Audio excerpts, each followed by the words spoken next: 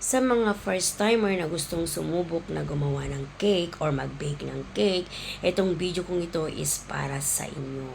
Cake na niluto lang sa rice cooker. Tara, gawa tayo. Meron akong ditong 3 egg.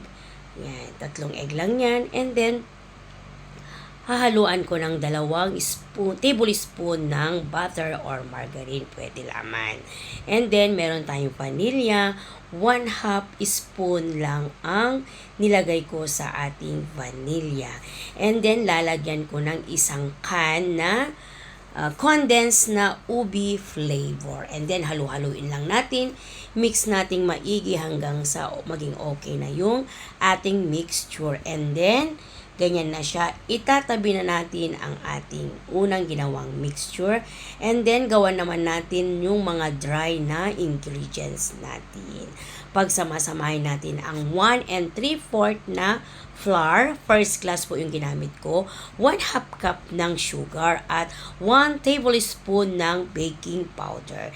Ihaluin lang natin maigi hanggang ma-mix na. And then, ihalo na natin sa unang nagawa natin. Kalahati muna ang ilalagay, then halu-haluin. Then, isunod din natin yung kalahati para hindi tayo mahirapan mag-mix. Pag ganyan na ang mixture natin, pwede na po natin yan ilagay sa rice cooker. Lalagyan ko lang ng konting mantika and then ibabrush natin. Lagyan natin ang buong paligid ng rice cooker and then ilalagay na natin. Ganyan lang po kasimple. O diba?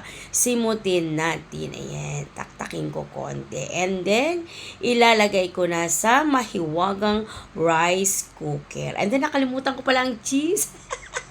Kaya pinahabol ko ang cheese. Nasa 60 to 80 minutes po ang pagluto ko. O ayan na, diba? Diba, napakayami ng ating cake, napakalambot. Ang ganda ng kanyang texture. Oh.